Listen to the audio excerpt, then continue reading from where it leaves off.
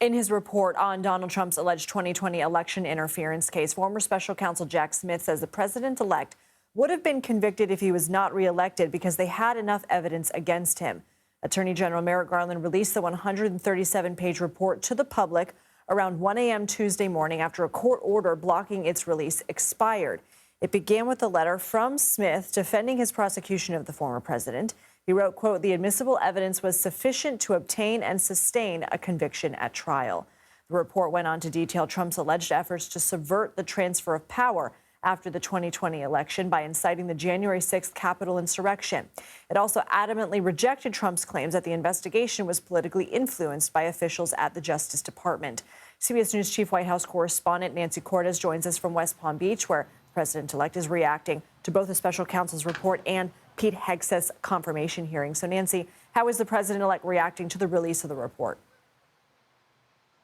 Well, overnight when the report came out, Lindsay, he fired off a couple of comments on Truth Social. He called Jack Smith a lame-brain prosecutor, and he noted that the voters have spoken. What he means by that, of course, is the fact that the charges that are outlined in this 140-page report have now been dropped because he did win the race for the presidency in November, and there is a long-standing Department of Justice practice of not prosecuting sitting presidents. And so while this report is extremely detailed about all the evidence that Jack Smith was able to collect, interviewing some 150 people, with grand juries for about 55 more.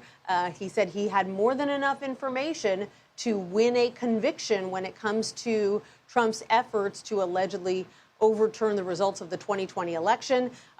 He also went on to say that, of course, those charges have now been withdrawn, and Smith himself resigned from the job on Friday.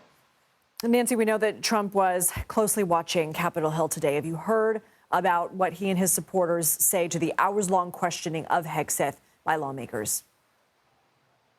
Yes, we have been speaking to Trump aides, and they say they're pleased.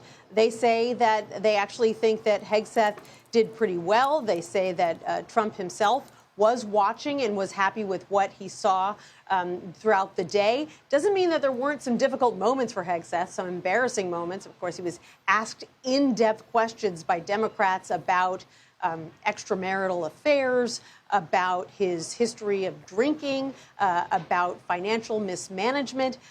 But they were expecting those kinds of questions. They knew that that grilling was coming, and they felt that he, by and large, held his own, didn't create any new damage, and so they think it went about as well as it could have. And based on what we're seeing on Capitol Hill, there isn't an indication of any new Republican defections, which is good news for Hegseth.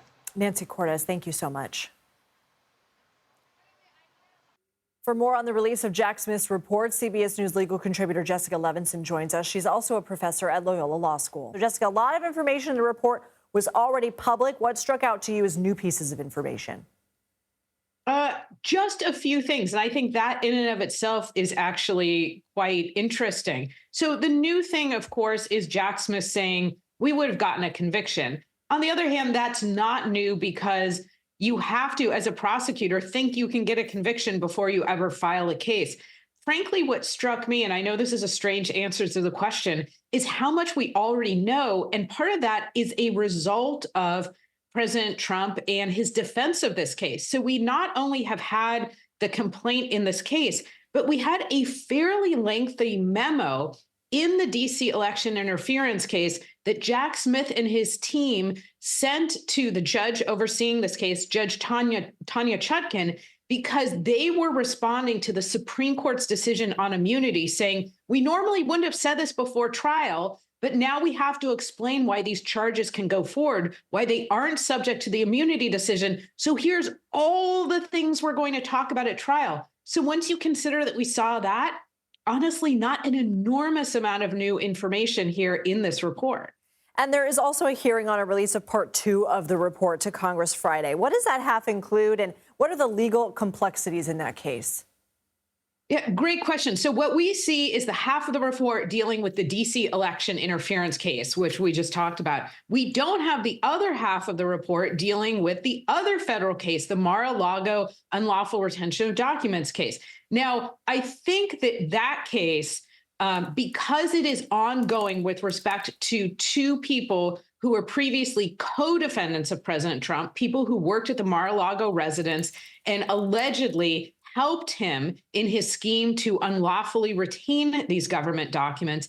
I think because they're still going to go to trial, we're very unlikely to see that second half of the report, at least until those trials are over. And that's part of what the hearing will be about. Essentially, is there any way to release part of that report prior to their trial dates? Jessica Levinson, thank you.